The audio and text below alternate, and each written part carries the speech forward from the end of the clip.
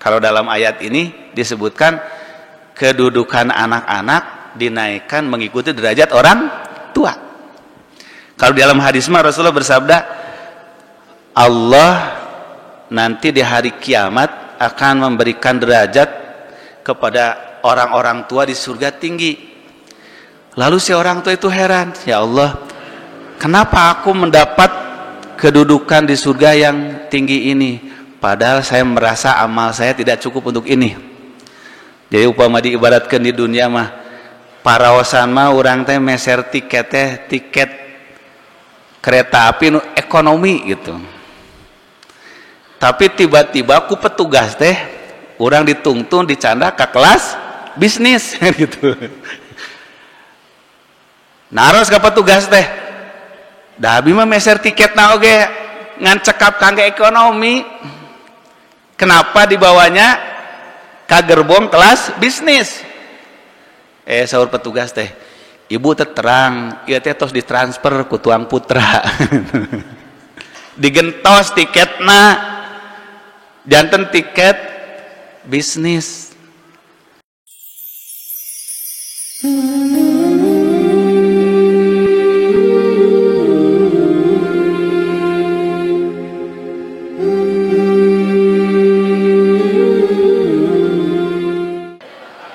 Alhamdulillahilladzi arsala rasulahu bil huda wa dinil haq liyudhhirahu ala dini kullihi wa kafa billahi shahida. Asyhadu an la ilaha illallah wa asyhadu anna Muhammadan abduhu wa rasuluhu, amma ba'du. Faqala Allah ta'ala fil Qur'anil Karim, a'udzu billahi minasy syaithanir rajim, ya ayyuhalladzina amanu taqullaha haqqa tuqatih wa la tamutunna illa wa antum muslimun.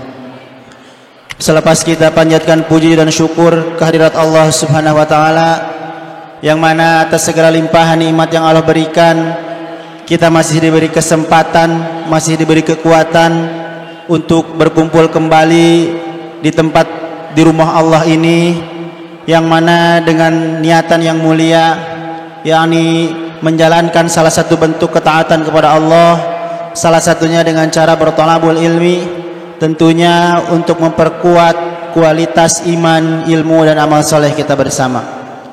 Dan tentunya ihwatu iman sekalian, besar harapan kita setiap langkah kita menuju majelis ini menjadi langkah-langkah dihapuskannya dosa kita, menjadi langkah-langkah untuk diangkatnya derajat kita, dan tentunya menjadi langkah-langkah yang menjadi lantaran turunnya rahmat dan maghfirah dari Allah Subhanahu wa taala, agar kelak kita dimudahkan oleh Allah memasuki surganya Allah Subhanahu wa taala.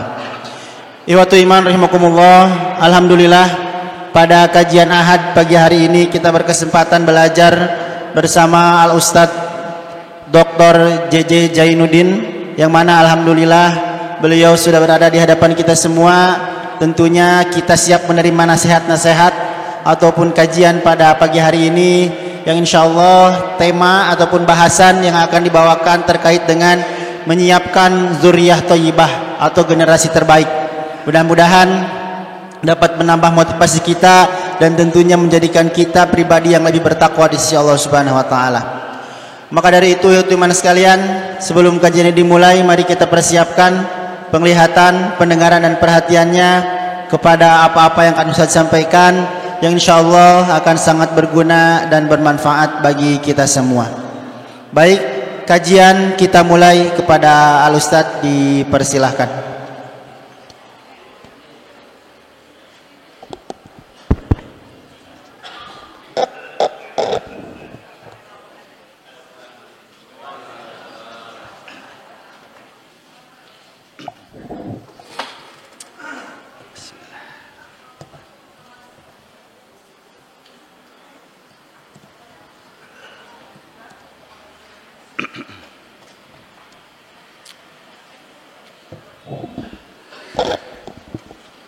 Innal hamdalillah nahmaduhu wa nasta'inuhu wa nastaghfiruh wa na'udzu billahi min shururi anfusina wa sayyiati a'malina, may yahdihillahu fala mudhillalah wa may yudlil fala hadiyalah.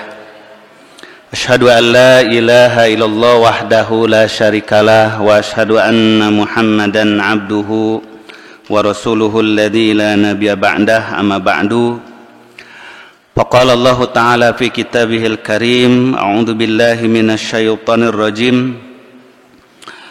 Wallahu ja'ala lakum min anfusikum azwaja wa ja'ala lakum min azwajikum banina wa hafadah wa razaqakum minat thayyibat apabil batili yu'minuna wa bi ni'matillahi hum yakfurun. Ibu bapak para jamaah sidang ta'lim rahimakumullah, syukur alhamdulillah pagi hari ini dengan nikmat karunia Allah Subhanahu wa taala kita dapat berkumpul bersilaturahim sekaligus tholabul ilmi di pagi hari yang cerah yang baik ini sebagai sebuah nikmat karunia Allah Ta'ala yang begitu besar. Tema kita pagi hari ini berkaitan dengan menyiapkan dzurriyyah thayyibah. Dzurriyyah teh generasi, anak cucu, keturunan thayyibah yang baik. Di antara sekian banyak nikmat yang Allah Subhanahu wa taala karuniakan pada kita adalah kita diberikan nikmat keturunan, nikmat memiliki dzurriyyah, anak cucu. Betapa banyak Bapak Ibu sekalian, saudara-saudara kita, mungkin keluarga kita yang belum diberi nikmat keturunan oleh Allah Subhanahu wa taala. Merasa hidup ini belum lengkap, belum sempurna. Nah, karena itu dalam Al-Qur'an sering diingatkan nikmat punya keturunan ini. Salah satunya tadi yang saya bacakan dalam surah An-Nahl ayat 72. Nah, ini ayat yang mengingatkan diantara nikmat Allah kepada hamba-hambanya, yaitu diberikan anak cucu keturunan. Wallahu ja'ala lakum min anfusikum azwaja. Dan Allah telah menjadikan untuk kamu semua dari diri kamu azwajan, pasangan-pasangan. Nah, anfus di dieu mah makna teh jenis kamu, dari bangsa kamu. Jadi Allah ngajadikeun untuk pasangan hidup manusia teh ti sesama bangsa manusia. Coba upami jalmi pasangan hidupna lain manusia, kira-kira keturunanna janten naon? Pamegetna manusia jalmi gitu. Teras istrina jin. Maka jadi setengah manusia setengah jin. Maka kalimat wallahu ja'ala lakum min anfusikum, Allah telah menjadikan bagi kamu dari dirimu, maksudnya adalah dari jenis bangsamu sendiri. Sebab kalau bukan dari jenis bangsamu sendiri, susah manusia akan menjalin hubungan kekeluargaan. Bagaimana suami istri beda jenis? Yang satu jenis manusia, satu jenis jin, satu jenis manusia, satu jenis hewan. Tidak mungkin akan melahirkan keturunan. Tidak akan terjadi sakinah mawadah warohmah. Sebab sakinah mawadah warohmah itu manusia dengan jenisnya sendiri. Tidak bisa mawadah dengan bangsa jin. Walaupun di kita ada mitos bahwa orang tertentu bisa menikah dengan jin. Kantos tenguping ada raja-raja tertentu, sultan-sultan tertentu, istrina teh dari bangsa jin, bahkan Nyi Roro Kidul. Nah, itu sebetulnya mitos. Walaupun di kalangan para ahli fikih itu dikaji secara serius oge. Imam Malik kantos ditanya, bisakah manusia menikah dengan jin? Bisa, kata beliau. Cuma bakal jadi fitnah. Jadi fitnah na kumaha lamun anu jadi istrina manusia pamegetna jin. Kelamun hamil ditanya, saha bapana? Bangsa jin. Tentu bakal jadi fitnah. Tiap jalmi anu hamil tina hasil jinah bakal ngaku tos nikahna sareng saha? Sareng jin. Nah, karena itu kata beliau makruh menikah dengan jin, kalaupun itu bisa. Tapi kata Al-Quran nggak bisa manusia menikah dengan bangsa jin. Walaupun dina tafsir-tafsir aya dongeng-dongeng bahwa Ratu Bilqis itu yang cantik jelita karena dia setengah manusia setengah jin. Menurut beberapa tafsir, bahkan dalam tafsir ma'thur seperti Ibnu Katsir, diriwayatkan bahwa Ratu Bilqis ini bapaknya adalah manusia, Raja Saba, tapi ibunya Ratu Jin, sehingga lahirlah Ratu Bilqis. Nah, itu dongeng ya. Ayo dongeng teh susah diverifikasinya, kebenarannya susah. Karena 50%-na bohong, 50%-na deui 50%-na bohong, 50% deui dongeng deui. Jadi susah ngabuktoskeunana, teu aya dalilna. Tapi upami berpegang pada Quran mah enggak ada. Manusia itu ya pasanganana sama manusia. Wallahu ja'ala lakum min anfusikum azwaja wa ja'ala lakum min azwajikum banina wa hafada. Dan Allah menjadikan dari istri-istrimu itu adalah anak-anak dan cucu-cucu keturunan, dzurriyyah. Jadi nikmat berpasangan, nikmat berkeluarga, nikmat berketurunan. Nah, nikmat ini yang sekarang Bapak sekalian banyak dirusak. Kalau kaum dicabut oleh Allah nikmat hidup berpasangannya, itu timbullah penyimpangan perilaku seperti kaum Nabi Lut. Nah, itu dicabut oleh Allah nikmat fitrah berpasangan hidupnya. Akhirnya pameget tidak suka terhadap istri atau wanita tidak suka terhadap laki-laki, timbullah kerusakan fitrah. Itu disebut dengan sekarang LGBT, lesbian, gays, homoseksual, kemudian transgender. Nah, jadi banyak sekarang generasi muda laki-laki yang hilang fitrah kelelakiannya, dia malah mencintai sama laki-laki. Gadis-gadis wanita hilang fitrah kewanitanya, malah mencintai sesama wanita, tidak mencintai laki. Dan ini sudah puluhan juta pengikutnya di dunia, karena memang semacam penyakit ditularkan. Nah, maka Allah menyebutkan pasangan hidup, berkeluarga, berketurunan itu bagian daripada nikmat yang besar. Lalu firman Allah, wa razaqakum minat thayyibat. Lalu Allah karuniakan kalian rizki yang baik-baik.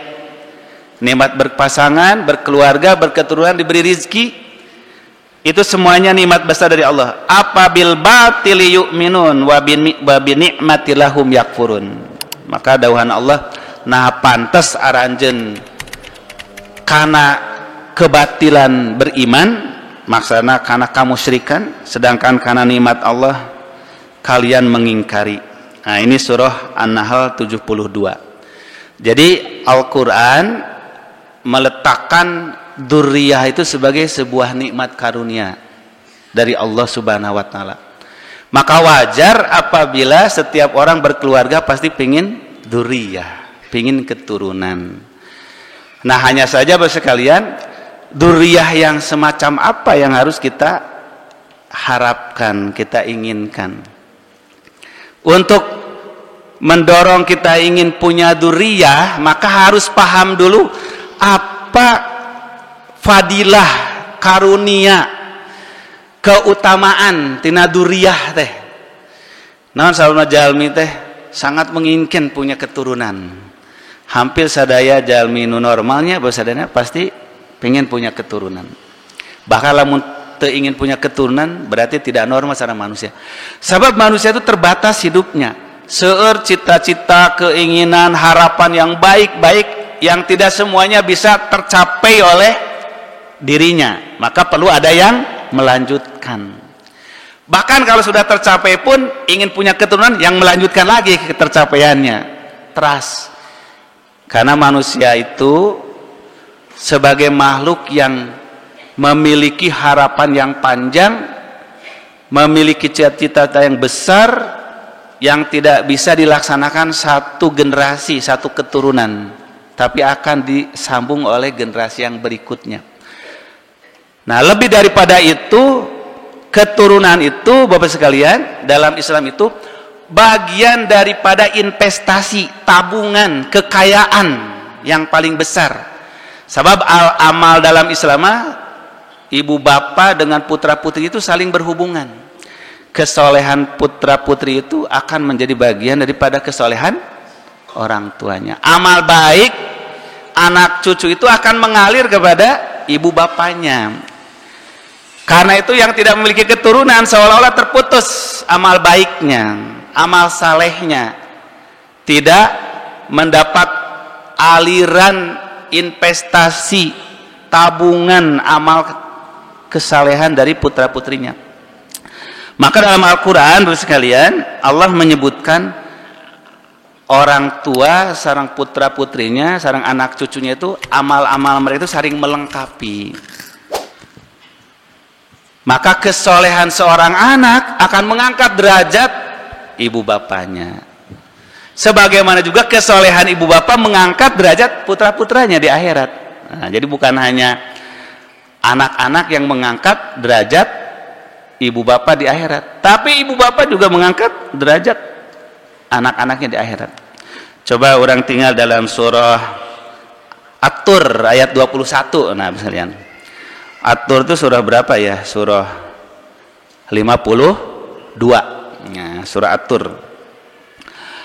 Nah, dawan Allah Subhanahu wa taala, walladzina amanu wattaba'athum dzurriyyatuhum biimanin alhaqna bihim dzurriyyatahum wama alatnahum min amalihim min syai' kullu mri'im bima kasaba rahin. Nah, dauhan Allah, walladzina amanu jeung jalma-jalma anu ariman, wattaba'athum dzurriyyatuhum tuluy dituturkeun ku dzurriyyah maranehna kaimananana ibu ramana teh dituluykeun ku saha? Ku para putrana. Maka dauhan Allah, alhaqna bihim dzurriyyatahum, kami bakal ngagabungkeun anak cucu katurunan maranehna jeung ibu ramana. Masya Allah. Coba padahal dauhan Allah, wa ma'alatnahum min amalihim min syai', kami moal ngurangan karena amal maranehna masing-masing. Nah, naon maksudna? Kami bakal ngagabungkeun ibu ramana sareng para putrana, anak cucu katuna jeung duriyah mereka di akhirat, padahal kami moal ngurangkeun amal masing-masing. Nah, sabab kata Ibnu Katsir, annal mu'minina ida ittaba'athum dzurriyyatuhum fil iman yulhikuhum bi abaihim bil manzilati wa illam yablugu amalahum. Saestuna jalma-jalma mukmin, kata Ibnu Katsir, lamun maraot tuluy putra putrina teh anak cucuna iman nuturkeun keimanan ibu ramana, maka ku Allah bakal digabungkeun para putra maranehna teh anak cucuna duriyahna teh alhaqna bihim dzurriyyatum bi abaihim jeung bapa-bapa maranehna pil manjilati kadudukan di surgana, wa illam yablugu amaluhum, padahal amalna teh sarua. Nah, ini kakawasa Allah. Upamanya ditakdirkan gitu, Pak Haji Dadang lebih soleh ti putrana Pak Haji Dandi gitu, upamina gitu. Tapi di surgana bakal disamikeun gitu. Urang langkung saya ti putra putri urang kasolehanana di akhirat bakal digabungkan sareng putra-putri orang, disadarajatkeun, disamakomkeun. Lamun dina kareta mah disakelaskeun gitu. Kelas eksekutif atau kelas bisnis gitu, sanes kelas ekonomi. Padahal amal mereka itu berbeda. Wa illam yablughu amalahum, sanajan amal duriyatnya itu teu sederajat jeung indung bapana. Naon sababna? Litaqarra ayunul aba bil abna indahum fi manazilihim, supaya ngarasa tentrem, bahagia, gumbira ibu ramana teh ku karunia ti Allah Subhanahu wa taala. Jadi ku Allah disaderajatkeun.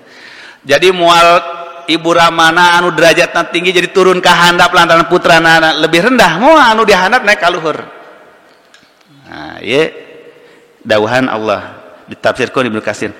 Payazma'u bainahum ala ahsanil wujuh, maka bakal dikumpulkeunana teh sesuai sahanu paling alus kedudukanana. Lamun langkung alus teh ibu ramana, murang kalina dinaikeun ka luhur. Lamun langkung saya teh murang kalina, ibu ramana naik ka luhur. Nah, ini mana ayat ini? Inilah fadilah dzurriyyah. Fadilah generasi nu mengikuti keimanan ibu ramana. Teu berlaku lamun teu ngikutin ibu ramana mah dina hal keimananana. Jadi bakal digabungkeun teh ala ahsanil wujuh, sahawae nu pang alusna kadudukanana. Bi ayyarfa'an naqisal amal bi kamilil amal, nyaeta ku jalan diangkat darajat nu amalna kurang nu saeutik dinaikeun ka nu amalna loba. Kok bisa begitu? Itulah karunia Allah Subhanahu wa taala.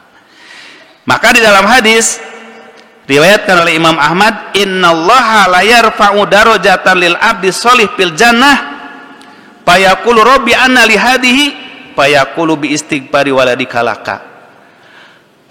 Kalau dalam hadis disebutkan derajat orang tua yang dinaikkan karena kedudukan putranya. Nah, kalau dalam ayat ini disebutkan kedudukan anak-anak dinaikkan mengikuti derajat orang tua. Kalau di dalam hadis mah Rasulullah bersabda, Allah nanti di hari kiamat akan memberikan derajat kepada orang-orang tua di surga tinggi. Lalu si orang tua itu heran, ya Allah, kenapa aku mendapat kedudukan di surga yang tinggi ini, padahal saya merasa amal saya tidak cukup untuk ini. Jadi upama diibaratkan di dunia mah, paraosan mah orang teh meser tiket kereta api ekonomi gitu. Tapi tiba-tiba ku petugas teh orang ditungtung dicanda ke kelas bisnis gitu. Naros ke petugas teh, dah abi mah meser tiket na oge ngan cekap kangge ekonomi. Kenapa dibawanya ka gerbong kelas bisnis? Saur petugas teh, ibu teh terang, ieu teh tos ditransfer ku tuang putra. Digentos tiketna, janten tiket bisnis. Sabda Rasulullah SAW, Allah akan mengangkat derajat seorang hamba di hari kiamat sampai si hamba itu heran, bertanya kepada Allah, ya Robbi, anna li hadihi, wahai Rob, dari mana aku bisa seperti ini? Anna li hadihi. Maka payakulu, Allah menjawab melalui malaikatnya, bi istighfari waladikalaka, itu diantara doa-doa istighfar putra-putramu bagi kamu. Nah, jadi kalau ditransfer mah bisa ngagenti tiket kan gitu. Upami doa istighfar kesalehan anak-anak itu mengganti derajat martabat kedua ibu rama di surga.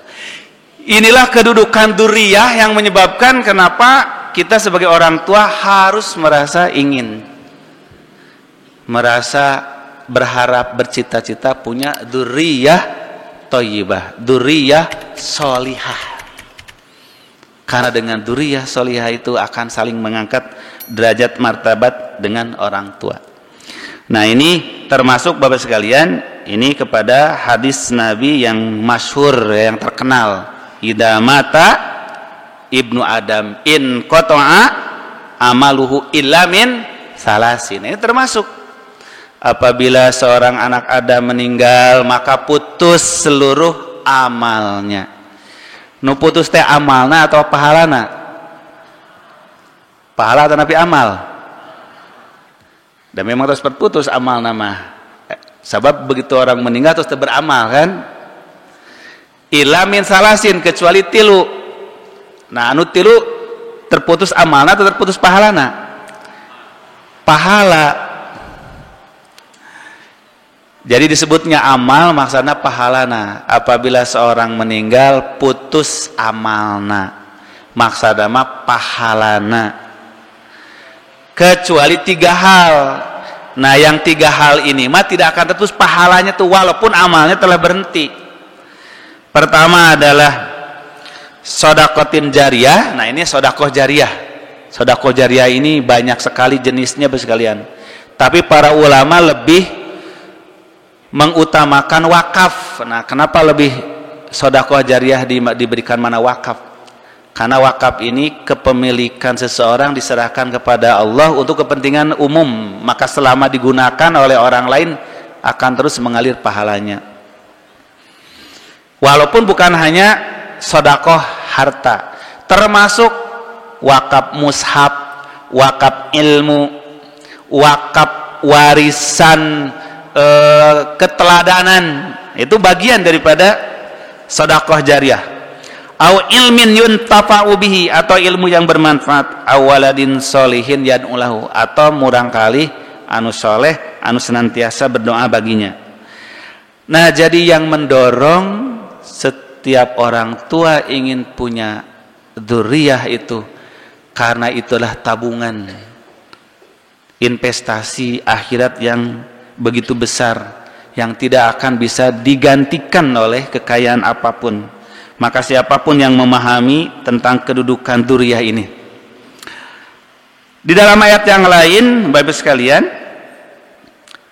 bahkan para malaikat Allah, di antara doa-doa para malaikat bagi hamba-hambanya yang soleh, itu mendoakan orang soleh dan putra-putranya. Nah, ini menunjukkan hubungan amal antara orang tua sareng putra putri. Para malaikat Allah itu ada para malaikat pemikul aras yang selalu mendoakan orang mukmin, mendoakan istri-istrinya dan mendoakan putra-putra mereka. Ini Masya Allah. Ini menunjukkan orang kebajikan itu, Bapak Ibu, ke surga itu ulah egois gitu. Yang penting mas saya we masuk surga. Nah, beda dengan orang kafir nanti di yaumil kiamat. Orang kafir mah yawaddu ahaduhum,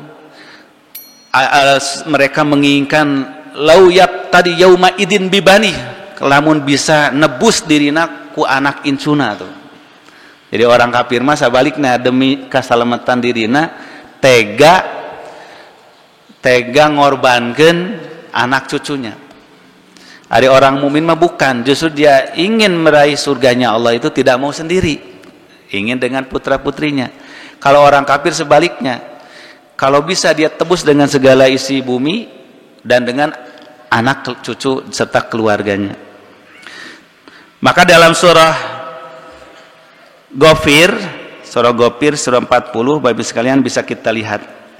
Nah, bagaimana Allah Subhanahu wa taala menggambarkan doa para malaikat saja itu tidak melepaskan dzurriyyah, generasi. Alladzina yahmiluna al-arsya wa man haulahu yusabbihuna bihamdi rabbihim wa yu'minuna bihi wa yastaghfiruna lilladzina amanu rabbana wasi'ta kulla syai'in rahmatan wa ilma faghfir lil ladina tabu wattaba'u sabila wa qihim adzabal jahim. Para malaikat pemikul aras. Nah, jadi ada malaikat pemikul aras, Bu. Dalam ayat lain disebutkan Yang memikul aras itu yauma idin samaniyah, ada 8 malaikat khusus pemikul aras Allah Subhanahu wa taala. Seperti apa aras? Nah, itu pembahasan tauhid, tidak boleh kita menghayalkan, menggambarkan seperti singgasana manusia. Wa man haulahu, dan para malaikat yang ada di sekeliling aras, yusabbihuna bihamdi rabbihim, mereka bertasbih memuji Allah. Wa yu'minuna bihi, dan beriman kepada Allah. Wa yastaghfiruna lilladzina amanu, mereka selalu beristighfar untuk orang mukmin. Jadi orang mukmin mah tanpa disadari setiap saat ku malaikat saja sudah dimohonkan ampun oleh Allah. Masya Allah. Itulah kasih sayangnya Allah kepada orang beriman. Para malaikatnya saja diperintahkan memohonkan ampunan. Apa doa malaikat itu? Rabbana wasi'ta kulla syai'in rahmatan wa ilma. Ya Rabb, Tuhan kami, maha luas segala rahmat dan ilmumu meliputi segala sesuatu. Faghfir lilladina lilladina tabu wattaba'u sabilaka.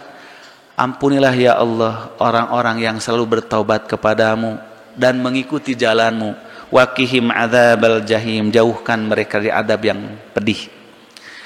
Nah, di ayat ini tuntunan adab berdoa. Para malaikat kalau mau berdoa kepada Allah diawali dengan apa? Bertasbih, bertahmid, lalu memuji Allah. Rabbana wasi'ta kulla syai'in rahmatan wa ilma. Wahai Rabb, engkau maha luas rahmat dan ilmumu meliputi sesuatu. Nah, mawi orangnya dina salat istighfar dulu, tasbih, tahmid, baru berdoa. Nah, itu menunjukkan adab, di antara adab-adab doa itu adalah memuji Allah, mengagungkan Allah, mensucikan Allah, baru memohon. Jadi memuji dulu, baru meminta, memuliakan dulu, mengagungkan dulu, baru memohon ampun. Wahai Tuhan kami, maha luas segala rahmat dan ilmumu, ampunkan bagi orang-orang yang bertobat kepadamu dan mengikuti jalanmu. Lindungilah mereka dari azab neraka jahim. Rabbana wa adkhilhum jannati adnin allati wa'adtahum. Wahai Rabb kami, masukkanlah mereka ke dalam surga Aden yang engkau janjikan. Wa man sholaha min abaihim wa azwajihim wa dzurriyyatihim. Perhatikan, Masya Allah. Jadi malaikat saja mendoakan kita, mendoakan istri kita, mendoakan putra-putri kita. Jadi kalau ada orang tua hanya berdoa untuk dirinya sendiri, malu sama malaikat. Malaikat saja nggak ada hubungan apa-apa dengan kita, mendoakan putra-putri kita, gitu kan.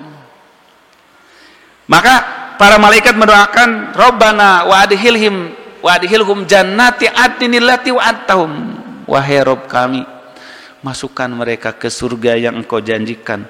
Waman sholaha min abaihim, dan yang soleh dari bapak mereka, wa azwajihim, istri mereka, wa dzurriyyatihim, anak cucu mereka. Innaka antal azizul hakim, sesungguhnya engkau maha perkasa, maha bijaksana. Nah, inilah sekalian motivasi dorongan orang mukmin kenapa harus punya dzurriyyah thayyibah. Karena itu bagian daripada wasilah yang akan mengangkat derajat martabatnya di dunia dan di akhirat. Dunia dan akhirat. Nah, karena itu maka yang kedua adalah memiliki harapan dan cita-cita ingin punya dzurriyyah thayyibah. Jadi kalau kita sudah paham kedudukan, fadilah, keutamaan dzurriyyah, maka termotivasilah kita ingin mempunyai.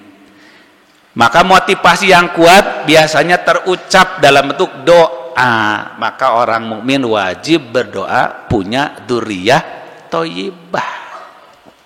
Itulah kenapa dalam Al-Quran beberapa kali dikisahkan bagaimana nabi-nabi, rasul-rasul, orang-orang soleh selalu berpikir tentang masa depan putra-putrinya. Coba orang ningalinya kisah Nabi Zakaria, keluarga Imron, Nabi Ibrahim, sadayana berbicara tentang duriyah. Menunjukkan berpikir kapayun ke depan, bahwa di masa depan itu akan sangat berat tantangan. Komo pami orang di zaman ayeuna lebih berhak lagi berdoa daripada zaman dulunya menghadapi zaman sekarang. Bapak Ibu, tiasa ditinggali kurang dana surah Ali Imran ayat 38. Seorang nabi yang agung, Nabi Zakaria, bagaimana beliau berdoa kepada Allah. Hunalika da'a Zakaria rabbah qala rabbi habli min ladunka dzurriyyatan thayyibah innaka sami'ud du'a. Hunalika, di sanalah. Di mana maksud di sana? Di mihrab. Mihrab Baitul Maqdis. Masjid yang sekarang sedang dijajah oleh Israel. Bukan Israel tapi Israel. Yang sekarang sedang dijajah oleh Israel. Dahulu adalah tempat para nabi, para rasul dibangkitkan oleh Allah di sana. Maka sebagian besar nabi dan rasul itu dilahirkan dan diwafatkan di bumi Palestina. Termasuk keluarga Nabi Ibrahim sampai Nabi Yahya, Nabi Isa, itu semuanya lahir di Baitul Maqdis atau di sekitar Palestina. Nah, maka hunalika di mihrab itulah berdoa Zakaria, Nabi Zakaria robah kepada Robnya. Kenapa? Karena Nabi Zakaria betapa rindunya memiliki keturunan ketika melihat kesalehan Siti Maryam. Nah, jadi sudah memang beliau lama tidak punya putra, akhirnya merawat keponakannya yaitu Siti Maryam. Nah, Maryam ini putranya Imron. Id qalat imro'atu Imrona Rabbi inni nadartu ma fi batni muharraran fataqabbal minni innaka antas samiul alim. Ingatlah oleh kamu ketika istrinya Imron berkata, wahai Robku, aku bernadar kepada engkau, apa yang ada dalam kandunganku ini aku akan khususkan untuk jadi orang yang mengabdi kepada engkau, akan jadi pelayan Baitul Maqdis. Itu nadarnya sitinya Imron. Karena beliau sudah lama tidak punya anak, akhirnya bernadar, seandainya aku diberi anak oleh Allah, aku akan jadikan sebagai simpananku, menjadi tabunganku di akhirat, akan aku jadikan pelayan Baitul Maqdis. Nah, ternyata palama wado'atha, tatkala melihat lahir perempuan, qala Robbi ini wado'tuha unsa, wahai Rob, aku ini telah nadar yang akan aku jadikan pelayan Masjidil Aqsa. Ternyata kok perempuan. Tapi karena sudah nadar, walaupun perempuan, akhirnya tetap aja disimpan di Baitul Maqdis. Maka pakap falaha Zakaria, diasuhlah oleh Nabi Zakaria. Karena Nabi Zakaria lah imam dari Masjidil Aqsa itu. Dibuatlah di mihrabnya itu kamar untuk Siti Maryam, dibuatkan di lantai 2 supaya dia aman. Maka beliaulah yang merawatnya, mengasuhnya, Masya Allah. Fa'ambataha nabatan hasana, ternyata tumbuh luar biasa, sehat, cerdas Siti Maryam ini. Nah, kullama dakhala 'alaihal mihrab wajada indaha rizqa. Tiap kali Nabi Zakaria itu masuk ke kamarnya ketika Siti Maryam ini sudah remaja, beliau heran, selalu ada makanan. Makanan yang segar. Bahkan dikatakan kalau musim panas ada buah-buahan yang datang di musim dingin. Jenis musim dingin. Kalau musim dingin datang buah-buahan musim panas gitu. Sehingga heran Nabi Zakaria, "Ya Maryam, ana laki hadza." Wahai Maryam, dari mana ini makanan? Bukankah enggak boleh ada yang masuk ke ruangan ini kecuali aku? Qalat, maka Siti Maryam mengatakan, "Hadza min indillah." Ini dari Allah. Yarzuqu may yasha. Allah memberi rezeki yang dikehendaki. Maka tertariklah Nabi Zakaria melihat karomahnya Siti Maryam. Wahai Rob, seandainya aku punya anak, Aku ingin punya anak lebih soleh daripada Maryam. Maryam ini kan wanita, maka aku ingin perempuan. Maka dikisahkan oleh Al-Quran dalam surah Maryam khusus bagaimana jeritan Nabi Zakaria ingin punya dzurriyyah. Sampai firman Allah, kaf ha ya ain shad, dzikru rahmati rabbika abdahu Zakaria idna ada rabbahu nidaan khafiyya rabbi inni wahanal admu minni washta'ala rasu syaiba walam akum bidu'aika rabbi syaqiyya. Kaf ha ya ain shad. Ada orang menjadikan kaf ha ya ain shad ini jadi jimat, karena ini ayat yang paling ajaib. Bagaimana seorang bapak-bapak sudah sepuh, istrinya mandul, diberikan anak oleh Allah SWT.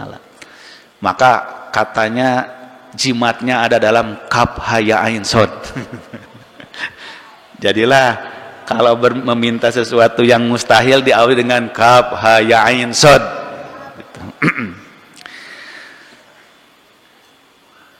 Padahal kalimat huruf hijaiyah itu, huruf muqatta'ah itu menerangkan memang tentang mukjizat. Mukjizat Al-Qur'an. Maka kalau ada ayat Quran diawali dengan huruf muqatta'ah, itu pasti diikuti dengan penjelasan kemukjizatan Quran. Coba bacakan awas tiap ayat anu ngandung huruf muqatta'ah. Itu diikuti dengan penjelasan kemukjizatan Quran. Alif lam mim dzalikal kitabul la raiba fih hudal lil muttaqin. Toha ma anzalna alaikal qur'ana litasqa. Nun wal qalami wa ma yasturun. Yasin wal qur'anil hakim. Terus semua ayat-ayat Quran yang diawali dengan huruf muqatta'ah itu sedang menjelaskan ini kemujizatan. Maka di antara mujizat itu adalah tidak mampu akal manusia langsung mencapai memahami, seperti tidak langsung paham kenapa alif lam mim tidak dibaca alama. Dibacanya bukan alama kan, tapi alif lam mim. Kaf ha ya ain shad. Tapi dalam Al-Qur'an sekarang ada dua surah yang pakai huruf muqatta'ah tapi tidak langsung menerangkan kemukjizatan Quran, tapi kemukjizatan ciptaan Allah. Apa di dua surah ini tidak menerangkan tentang mukjizat Al-Quran, tapi mukjizat ciptaan Allah, mukjizat di luar Quran. Satu adalah itu surah Rum. Surah Rum itu surah 30. Alif lam mim gulibatir rum fi adnal ar. Alif lam mim telah dikalahkan bangsa Rum. Ini kan tidak menerangkan tentang Quran, tapi menerangkan tentang bangsa Romawi. Satu-satunya bangsa negeri yang disebut namanya dalam Quran itu malah Roma, Itali, Vatikan. Aneh ya, kenapa enggak Indonesia gitu. Alif lam mim Indonesia kan enggak ada. Tapi alif lam mim gulibatir Rum, telah dikalahkan bangsa Roma. Nah, ternyata dalam peristiwa Romawi ini ada mukjizat alam. Bahwa tanda-tanda kemenangan Islam di masa Nabi itu ditandai dengan perang dua negara besar, bangsa Romawi dengan bangsa Persia. Di mana bangsa Romawi kalah oleh bangsa Persia. Nah, jadi Allah menunjukkan mukjizat itu terkadang dengan wahyunya Quran, terkadang dengan peristiwa alam. Nah, gitu. Jadi menunjukkan suatu kaum, suatu bangsa tidak bisa berdiri sendiri, ya terkait dengan bangsa yang lain. Nah, upami dicana ka zaman ayeuna kayak gitu maksudnya. Jadi bangsa Indonesia tidak bisa ujug-ujug maju sendiri, berkembang sendirinya. Tapi akan dipengaruhi oleh konstelasi dunia. Oleh politik dunia, geopolitik dunia menentukan. Karena itu satu bangsa bisa maju ketika dia memahami peta politik dunia global.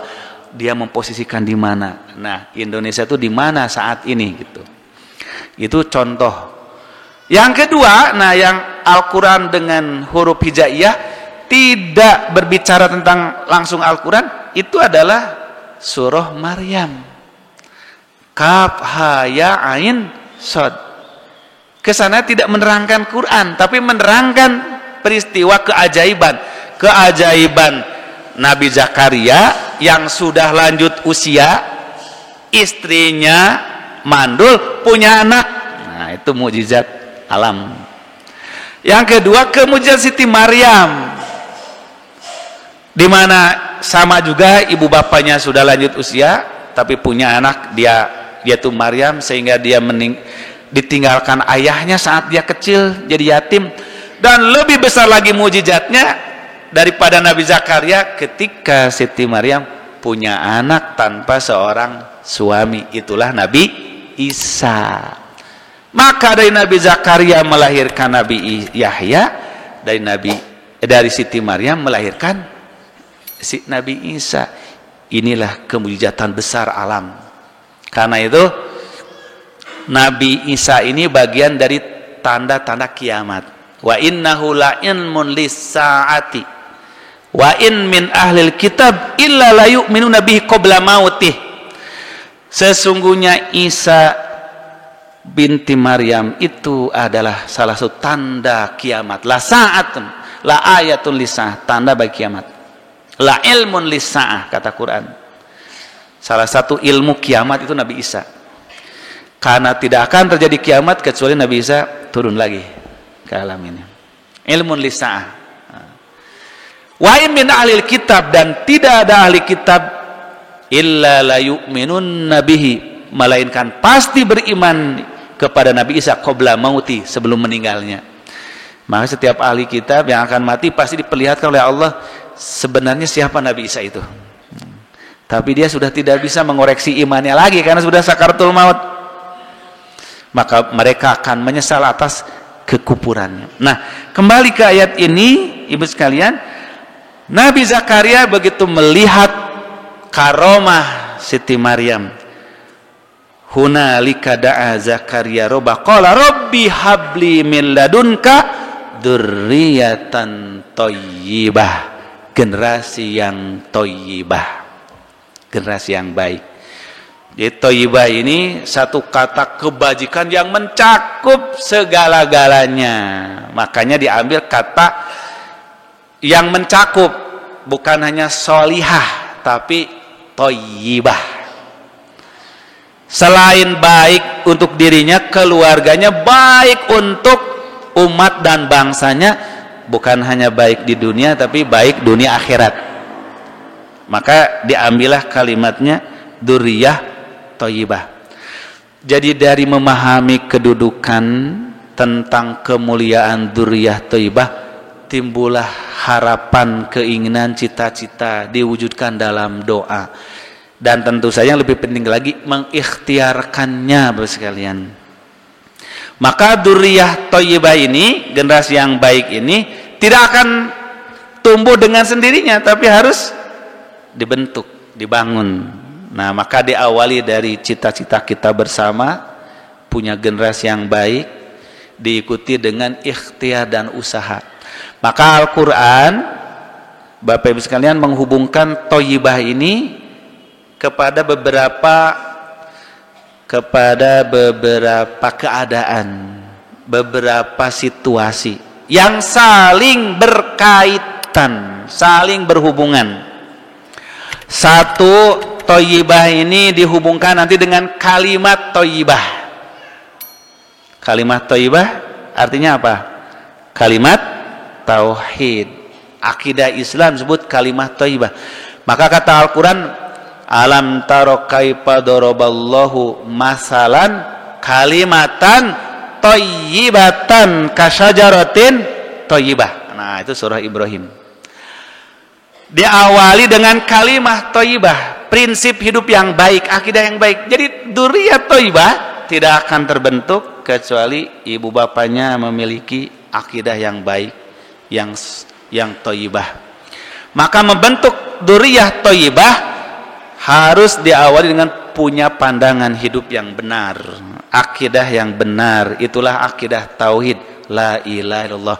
Maka menanamkan kalimat tauhid, dzurriyyah kalimat thayyibah kepada putra-putri kita untuk jadi dzurriyyah thayyibah.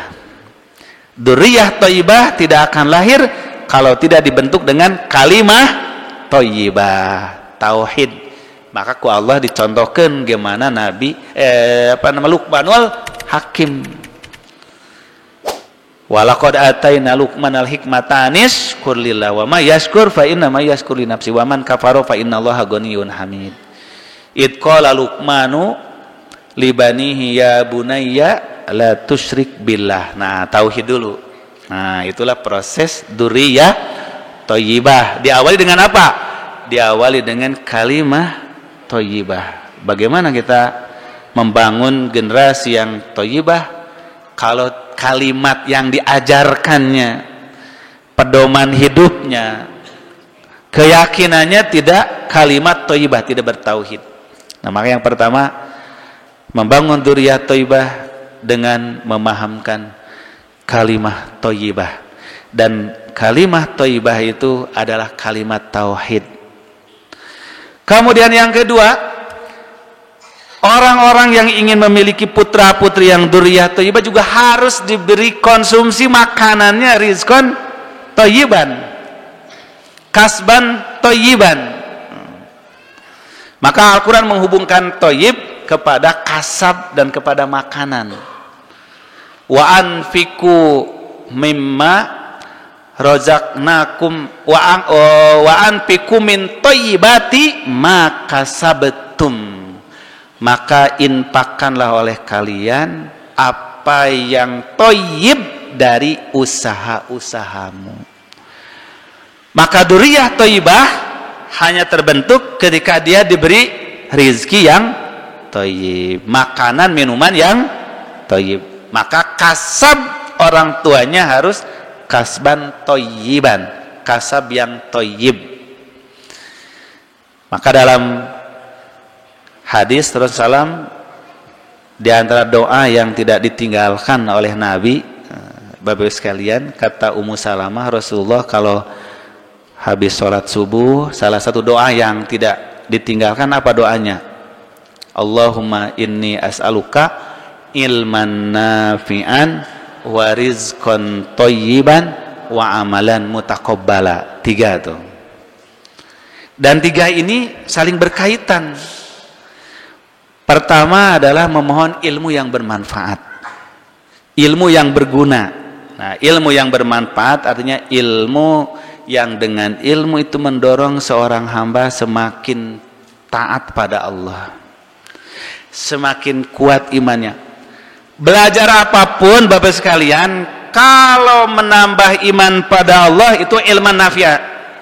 Ibu bapak belajar matematika, semakin hebat matematikanya makin yakin betapa Allah Subhanahu wa taala itu Maha Alim, menciptakan rumus-rumus hitungan yang benar, menyebabkan kita jadi gampang menghitung.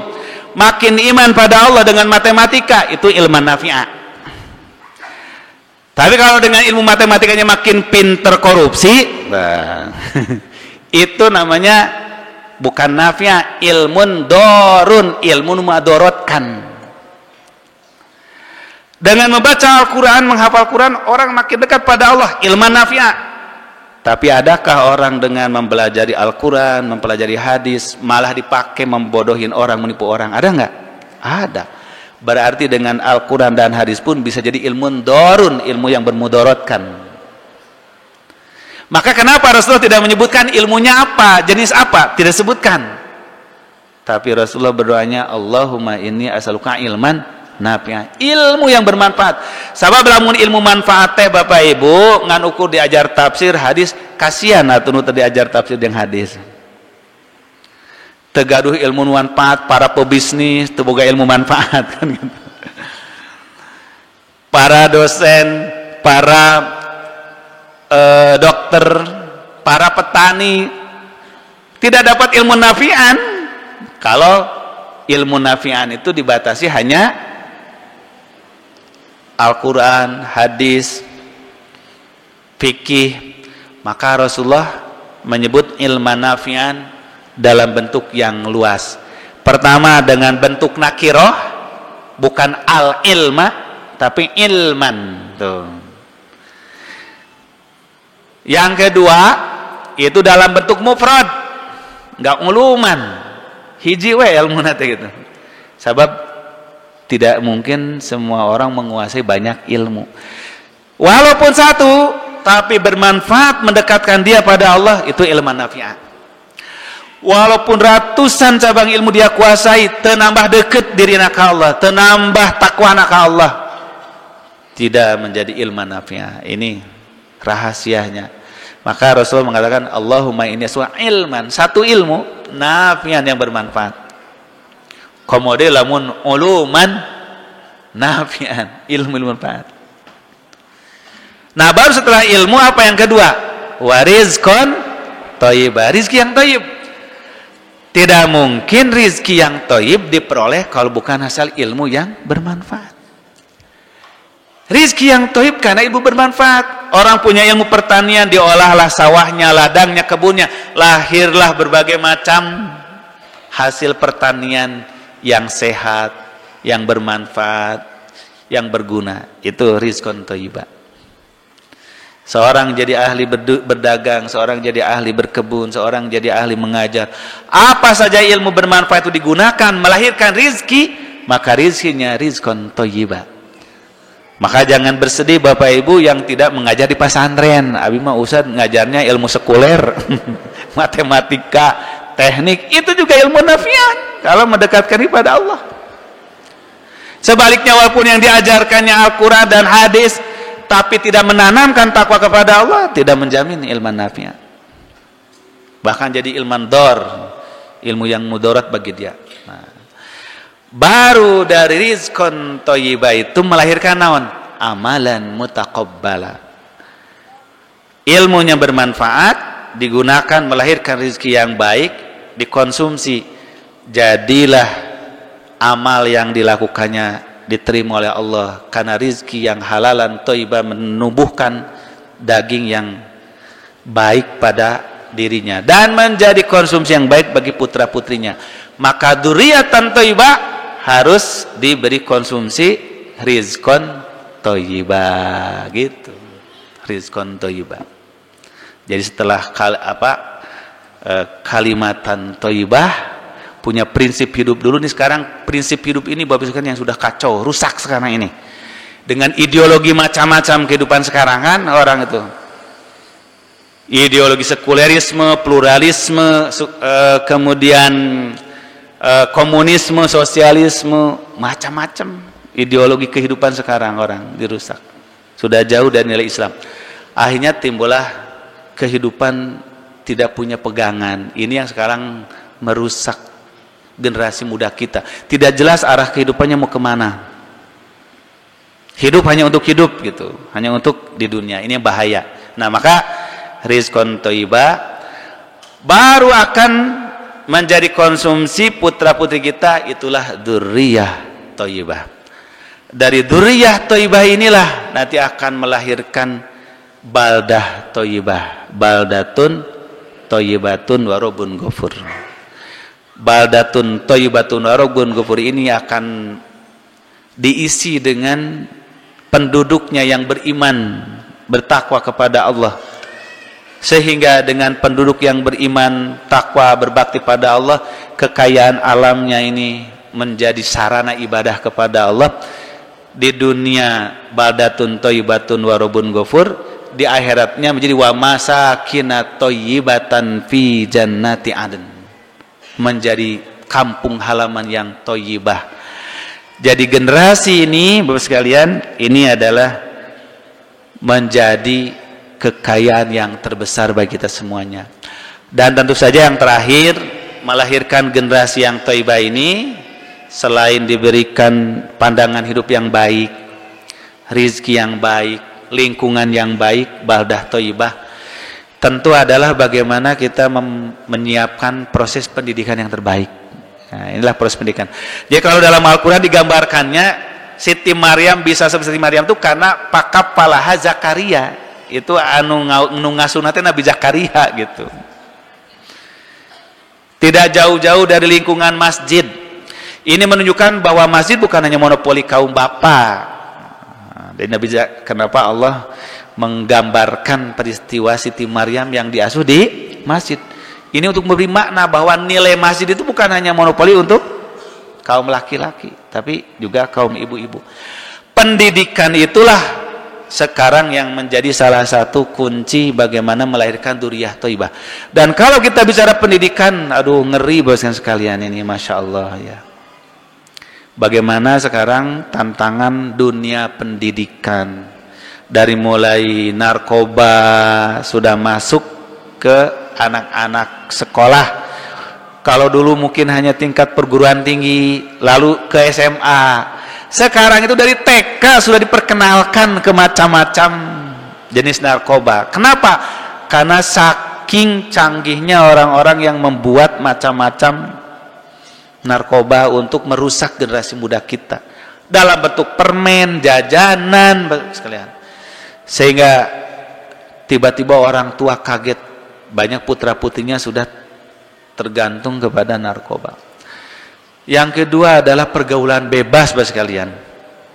Di mana-mana kita mendapatkan berita yang sangat mengerikan. Di seluruh antero negeri kita ini, pergaulan bebas bukan lagi di kalangan mahasiswa, pelajar SMA, tapi sampai ke anak-anak kecil, anak SD. Masa ada anak-anak SD digerebek polisi, itu ngamar bareng-bareng sekalian. Coba. Luar biasa kerusakan generasi muda sekarang ini. Nah, yang lebih mengerikan lagi Bapak sekalian, sekarang ini yang merusak generasi muda ini adalah virus-virus perilaku seksual yang menyimpang. Itu disebut dengan LGBT. Bahkan yang sangat mengiris hati kita sekarang ini, lembaga-lembaga pendidikan yang pakai simbol agama yang jadi target untuk merusak akhlak itu. Supaya apa?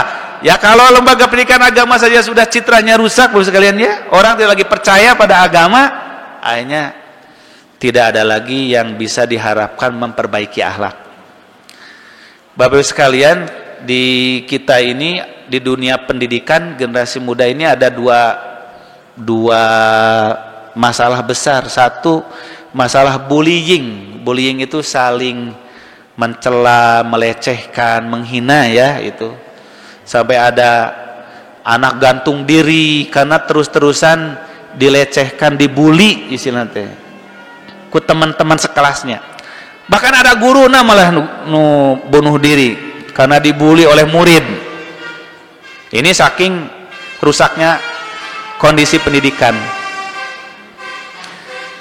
Nah, yang kedua itu adalah perilaku seksual menyimpang yang sengaja ditanamkan ke putra-putri pelajar, ke anak-anak kita.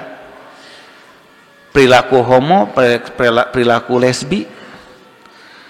Jadi dari 5 lembaga yang banyak terjadi penyimpangan bully dan perilaku seksual, itu adalah lembaga pendidikan agama. Itu nomor 2. Ini mengerikan. Jadi ada pesantren sekalian terbongkar, puluhan santrinya itu di bawah umur itu adalah diperkosa oleh gurunya. Akhirnya hancurlah nama baik sekolah. Ada sekolah agama gitu, ternyata semua santrinya laki-laki, nggak ada yang curiga. Ternyata pimpinan pesantrennya homo, semua santrinya dijadikan korban. Ini yang paling baru nih, beberapa bulan di Tangerang itu ada sebuah yayasan pendidikan, namanya itu An-Nur, Darussalam An-Nur gitu. Sudah beroperasi 18 tahun, sudah meluluskan beberapa angkatan. Muridnya sadayana lelaki. Terus menggunakan kopernya ini adalah sekolah tahfiz bagi anak-anak yatim, anak-anak duafa. Sehingga banyak sekali orang memberikan bantuan sumbangan. Ternyata itu terbongkar, si pimpinan pondoknya ini adalah seorang pelaku homo. sehingga muridnya nu generasi pertama itu sudah berhasil dikader jadi pelaku lagi, homo lagi, sehingga semua muridnya itu bayangkan malam-malam setelah sholat tahajud disodomi oleh guru-gurunya. Nauzubillahi min dzalik. Jadi sudah hancur-hancuran dunia pendidikan kita saat ini, Bapak sekalian. Ternyata dengan nama lembaga pendidikan agama justru dijadikan kedok orang untuk sembunyi sehingga orang tidak curiga. Nah, ini harus hati-hati. Sehingga sekali memancing 2 ikan didapatkan, atau sekali mendayung 2 pulau dilewati, sekali melempar 2 burung. Maksudnya apa? 1 orang bersembunyi ke lembaga pendidikan, gak ada yang curiga. Tahun 2000 berapa ya, sebelum Covid, itu sebuah sekolah pendidikan internasional dari TK sampai SMP di Bekasi, internasional school lah gitu. Itu guru-gurunya banyak dari luar negeri, Bapak sekalian. Guru-gurunya profesional, hebat-hebat mengajar. Tapi betapa kagetnya setelah belasan tahun baru ketahuan lulusan-lulusannya banyak yang jadi homo, laki-laki anaknya ini. Ternyata gurunya ini adalah dari luar negeri, itu memang mengajarkan homoseksual kepada putra-putranya. Nah, ini dunia pendidikan hancur. Ini di kita ini, Bapak sekalian. Nah, maka Bapak sekalian, antisipasi dari kondisi ini kita menjadi tanggung jawab semua. Tidak bisa kita mempercayakan hanya kepada lembaga pendidikan itu sendiri. Orang tua kita harus ikut mengawasi, mengontrol lembaga pendidikan apapun. Banyak karena menganggap wah pesantren pasti aman. Ternyata mungkin ada oknum yang sengaja nyusup ke lembaga pesantren itu, mungkin sebagai murid, mungkin sebagai guru yang sudah membawa sifat tabiat buruk, tidak terdeteksi. Karena itulah selektivitas atau daya saring di lembaga-lembaga pendidikan ayeuna kedah semakin ketat. Bukan hanya murid yang diseleksi, latar belakangnya, karakteristiknya, psikologinya, guru-guru, lingkungan, pegawai sareng nu sanesna. Nah, mudah-mudahan ku cara kitu orang mampu mengantisipasi semakin merebaknya kerusakan generasi muda. Mudah-mudahan kita mampu memiliki generasi kita ke depan, generasi yang duriyah thayyibah. Duriyah thayyibah itu tidak berdiri sendiri, tapi itu lingkaran sistem dari mulai tadi falsafah hidup yang baik, pola bekerja, makanan, ilmu yang benar, pendidikan, lingkungan. Nah, pada akhirnya itulah tanggung jawab orang sadayana mewujudkan duriyah thayyibah. Terakhir, urang aos siji doanya dina Al-Qur'an surah Al-Ahqaf, ayat 15. Nah, Allah Subhanahu wa taala ngadawuh wa wassaynal insana biwalidayhi ihsana hamalathu ummuhu kurha wa wada'athu kurha wa hamluhu wa fisaluhu salasuna syahra hatta idza balagha ashuddahu wa balagha arba'ina sanatan qala rabbi auzi'ni an ashkura ni'matakallati an'amta alayya wa ala walidayya wa an a'mala salihan tardahu wa aslih li fi dzurriyyati inni tubtu ilaika wa inni minal muslimin. Ini doa yang luar biasa, karena di doa ini memadukan antara doa kita sebagai orang yang hidup kepada orang tua kita dan doa untuk generasi kita yang akan datang. Maka yang dimohon pada Allah 2. Pertama adalah Rabbi auzi'ni an ashkura ni'matakallati an'amta alayya wa ala walidayya. Nah, itu adalah memohon kepada Allah diberi kekuatan untuk mensyukuri nikmat yang kita miliki sekarang ini dan nikmat kepada orang tua kita. Yang kedua adalah wa an a'mala sholihan tardahu, agar kita mampu beramal soleh yang diridhoi Allah, melanjutkan kesolehan orang tua kita. Nah, yang ketiga, wa aslih li fi dzurriyyati, ya Allah berilah kebaikan kepada kami dalam keluarga kami. Jadi 3 komponen ini itulah kesempurnaan hidup seorang mukmin. Orang tua yang telah tiada ataupun masih ada kita doakan, kemudian kebaikannya kita lanjutkan, dan memohon kepada Allah diberikan dzurriyyah yang solehah. Demikian Bapak Ibu sekalian, saya kira yang dapat saya sampaikan.